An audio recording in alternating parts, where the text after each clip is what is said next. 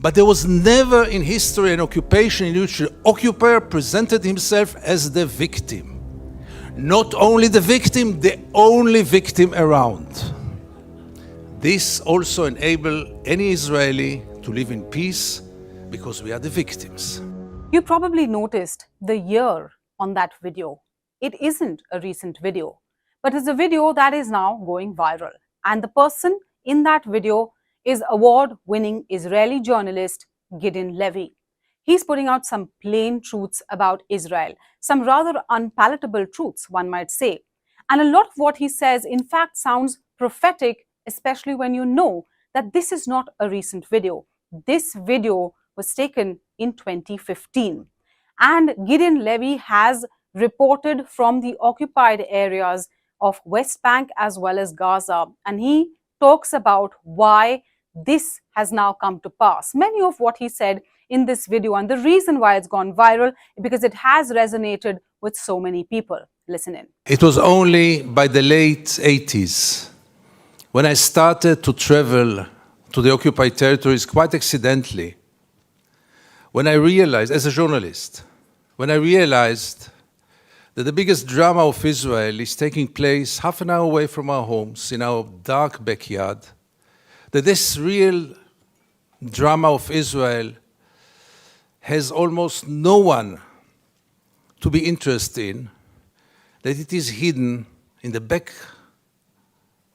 of Israel, half an hour away from our homes.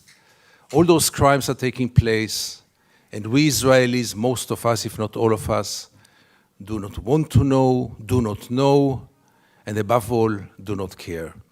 Had surrounded itself with shields, with walls, not only physical walls, but also mental walls.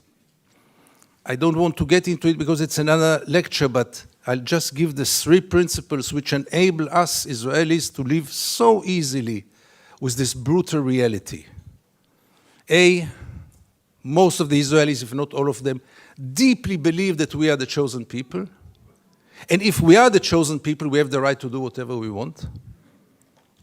B, there were more brutal occupations in history. There were even longer occupations in history, even though the Israeli occupation gets to quite a nice record. But there was never in history an occupation in which the occupier presented himself as the victim. Not only the victim, the only victim around. This also enables any Israeli to live in peace because we are the victims. The other day, Professor Falk spoke about this dual strategy of Israel of being a victim on one hand and manipulating on the other hand.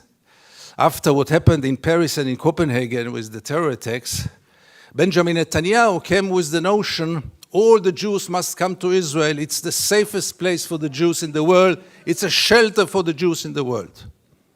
Which is wrong, because Israel is today the most dangerous place on earth for Jews, but let's put it aside.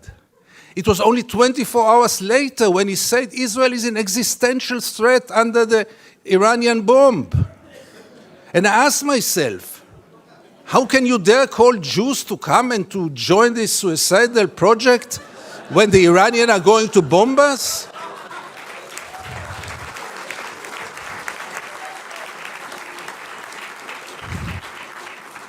But in Israel, everything goes, and both declarations were accepted as the only truth. And here I get to the 3rd set of values which enable us Israelis to live in peace with the occupation.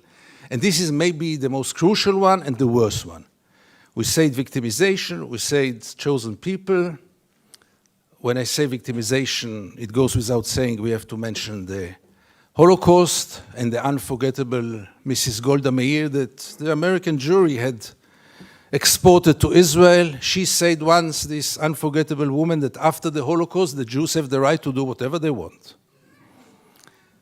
But the 3rd set of values is the most dangerous one, and this is the systematic dehumanization of the Palestinians, which enable us Israelis to live in peace with everything, because if they are not human beings like us, then there is not really a question of human rights. And if you scratch under the skin of almost every Israeli, you will find it there. Almost no one will treat the Palestinians as equal human beings like us. I once wrote that we treat the Palestinians like animals, and I got so many protest letters from animal rights organizations, rightly so. But by the end of the day, how many Israelis did ever try for a moment to put themselves in the place of the Palestinians for a moment, for one day? And I want to give you two examples which will demonstrate it. Many years ago, I interviewed then candidate for Prime Minister, Ehud Barak. And I asked him a question which I try to ask in any occasion. Mr. Barak, what would have happened if you would have been born Palestinian? And Barak gave me then the only honest answer he could give me. He said I would have joined a terror organization. What else would have he done? Would he become a poet? He doesn't know to write poems. Would he become a pianist? He's quite a bad pianist, and I doubt if he would have become a collaborator, because he is a fighter. And it became a scandal, because how can you dare to put Ehud Barak to think what would have happened if he would have become a Palestinian? And the second incident, briefly, Second Intifada, the city of Jenin, the most closed city in the West Bank, real total siege. I go out from Jenin, I come to the checkpoint, a Palestinian ambulance is parking there with the red lights. I stand after him, no cars can get out of Jenin in those days, no cars can get in, and I wait. The soldiers are playing backgammon in the tent. Usually I know myself, it's better that I don't get into confrontation with the soldiers because it always ends up very badly. So I stayed in the car, but after 40 minutes I couldn't take it, and I went out to the car. From the car, I went first to the Palestinian ambulance driver and I asked him, what's going on? He told me that's the routine, they let me wait 1 hour until they come and check the ambulance. And I couldn't take it anymore, and I went to the soldiers. It became a confrontation, but the question that I asked them, which really brought them to direct their weapons toward me, was one. What would have happened if your father would have been lying in this ambulance? This freaked them out. They lost control. How can I dare to compare between their father and the Palestinian in the ambulance? And this set of beliefs that they are not human beings like us enable us Israelis to live in so much peace with those crimes, ongoing crime for so many years, with losing any kind of humanity, values. I heard today people talk about Jewish values. I must be frank with you, I don't know what are Jewish values. I know what are universal values. Let's not get into it, really.